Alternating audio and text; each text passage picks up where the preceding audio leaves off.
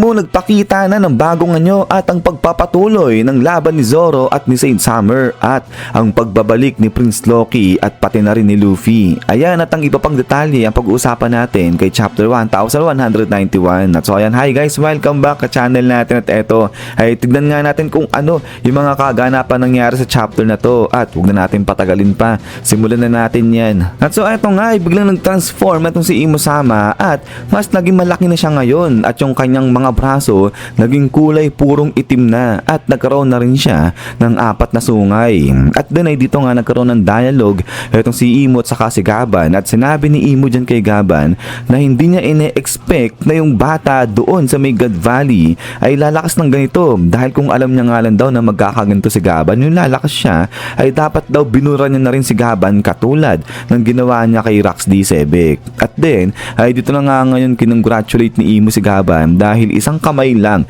yung nawala sa kanya bagamat nakipaglaban siya dyan kay Imo at nagpasalamat naman dyan itong si Gaban, sabi na nga dyan, pero pasensya na rin na hindi niya mapapalakpakan itong si Imo dahil nga nagawa niyang iwasan yung pag-atake sa kanya ni Gaban. At then ay dito na nga ngayon bumaling si Gaban dyan kay Luffy at sinabi na umalis na si Luffy dyan sa Elbaf at isama niya yung kanyang buong crew, pero nag-refuse dyan, hindi pumayag itong si Luffy. At then ay dito na nga ngayon nag-prepare itong si Imo-sama para tapusin si Luffy at saka nga si Gaban, but then suddenly biglangan dumating dito si Harudin at binanatan niya itong si Imo dali-dali at dahil dito ay talaga namang tumilapon si Imo-sama at napalayo sa kanila. At dito na nga ngayon nagsalita si Gaban, sinabi niya kay Harudin na umalis na at tumakbo na ito si Harudin, pero sagot si Harudin, sabi niya nga dyan na hindi siya susunod kay Gaban at kahit nga raw mamatay si Harudin ay wala siyang pakialam dahil nandiyan pa rin naman daw si Prince Loki. At dito na nga dumating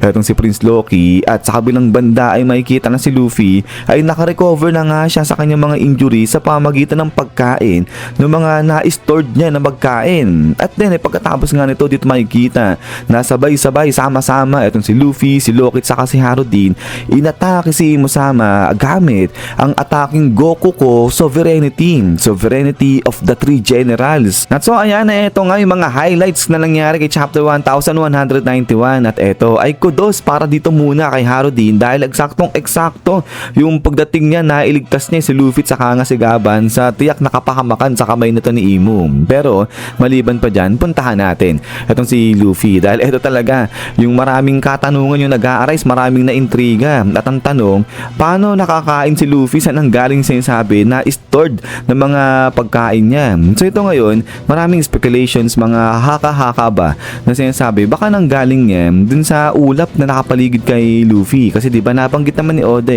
na yung mga kinukonjure na mga gamit ito ni Luffy kapag naka-Nika form siya, galing yan dun sa may ulap nga sa likuran ni Luffy. So yun, baka dun nga raw nang galing yung mga pagkain na kinuha ni Luffy at ayun, naka-recover siya dyan. Pero ayan, maliban pa rito ay balikan natin itong si Gaban. So pansinin natin ulit itong si Gaban dahil dito patuloy na kinukonfirm ni Oda kung ganong katindi, kung ganong kalupit itong si Gaban dahil walang iba na nagtulak kay Imo sa pagtatransform niya sa kanyang second level kung hindi itong si Gaban lang. At ayan, partida pa, injured pa itong si Gaban nung kinakalaban niya nga itong si Imo. At para maihambing rito kay Rox D. Sebek ay talaga namang napakalaking bagay niyan at hanggang ngayon nga, di ba, may diskusyonan pa kung sinong pinakamalakas, si Sebek ba o si Gold Roger. Pero etong si Gaban, si Imo mismo yung nagkumpara sa kanya rito kay Sebek. So kaya ayan, malamang-lamang niyan siguro mag-a-arise na naman dyan yung usap-usapan yung sa comparison ba ni Gaban sa kay Rayleigh. So